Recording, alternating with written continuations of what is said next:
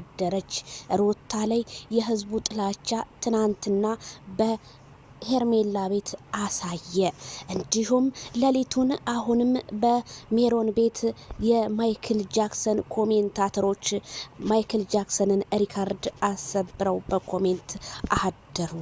ሰበር ዜና ሳይሆን ነበር እንጂ መጥኖ መደቆስ አሁን ምን ያደርጋል ድስት ጥዶ ማልቀስ። ላይክ ሸር ሰብስክራይብ በማድረግ ወደ ዜድ ሾው ቤት ጎራ እየበሉ እላለሁኝ።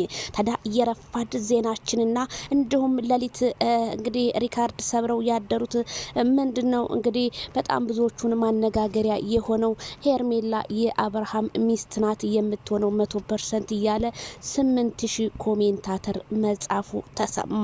ታዲያ ሄርሜላ በጥቂት ጊዜ ተደናቂነትንና ያገኘችው በምንድነው በጸባይዋና እጅ በደረት በማረጓ ማይክል ጃክሰንን ወደ ራሷ በማስገባቷና ሩታ ላይ ግን ያየነው በመለፍለፍና በመሳደብ በተለያዩ ቃላት አጣጣሎች ሩታ ላይ ህዝቡ አሁን ላይ በጣም ነው እያፈርንብሻለሁ። በዛ ላይ እንዴት አንቺ ለቤተሰቦቹ ሪስፔክት የሌለሽ እንዴት ለኔ ሪስፔክት ይኖርሻል ብዬ አስባለሁ ስትል ሄርሜላ ከረሜላ ለሩታ መልስ ሰጠች።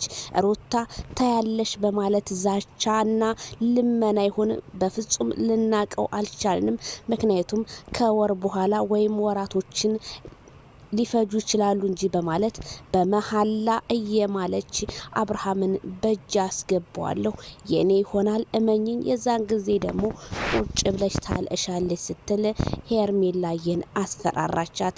ሄርሜላዬ ግን ያው እንደምናቃት ካፏ ምንም ማርጠብ እንጂ ምንም ክፉ ቃል አይወጣትም። እሺ ይሁንልሽ መቼም ሰው ያስባል ደግሞ ፈጣሪ ያሳካል በማለት ሩታን መለሰቻት እላችኋለሁኝ። ሩታ ይሄንን ሁሉ ዛቻና ያንን ሁሉ ነቀፋ እንዴት አድርገሽ ነው ዛሬ ከማይክል ጃክሰን ጋር አብሬ ተቃቅፌ እተኛለሁ የምትዩ? በዛ ላይ እቤትሽ የተለያዩ የቡታጅራ ወጠምሻኖችን አስገብተሽ ማይክል ጃክሰንን ስታስገፈትሪውና እንዲሁም እቃ ስታሳጥቢው የተለያየ ነገሮችን ስታረጊው ዛሬ እንዴት ያንቺ ባል ልታረጊው ቻልሽ? ይሄ የህዝቡ ጥያቄ ቢሆንም ግን ሩታ የህዝቡን ጥያቄ እየመለሰች አይደለም። ምክንያቱም ከፈለገችው ሰው ጋር እየተገናኘች የፈለገችውን ነገር መናገር ብቻ ነው የጀመረችው። ምክንያቱም እህቶቿን ብዙ ነገር ቢሏት እነሱንም አልሰማም ብላ ኢግኖር አድርጋ አብርሃም በማለት ብዙ ሰዎች ደግሞ እንደው የሩታ ነገር በጣም አሳስቦናል፣ ጤነኛ አትመስለንም፣ ለምን ወደ አማኑኤል ተባብረን አናስገባትም ሲሉ ኮሜንታተሮች ገለጹ።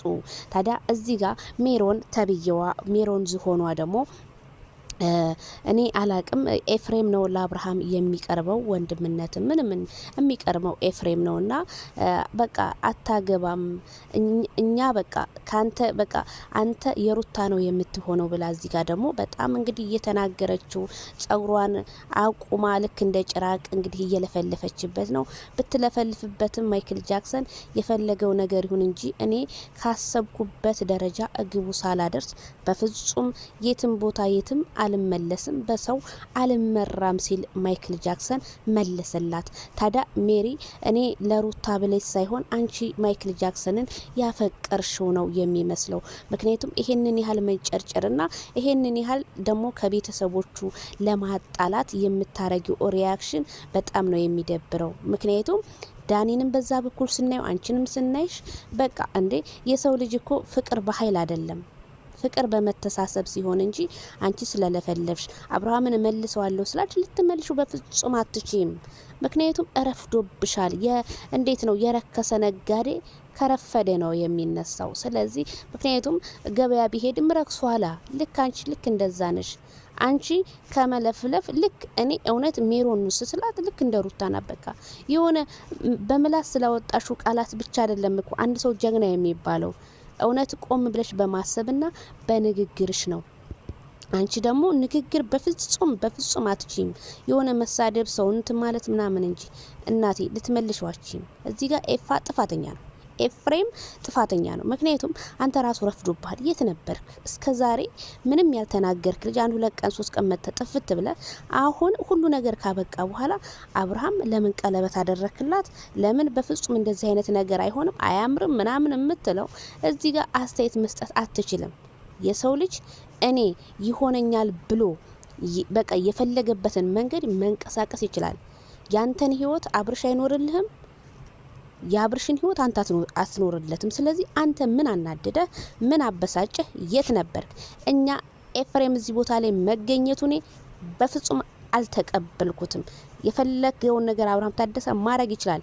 የወንድምነት ምክር ብፈልግ በፕራይቬት መምከር ትችላለህ። አደባባይ ላይ ወጥተህ መንጣቱ ምንም አንተ ለስድብ እንጂ የሚቃጣህ ለሌላ ለምንም የሚቃጣህ ታሪክ የለም።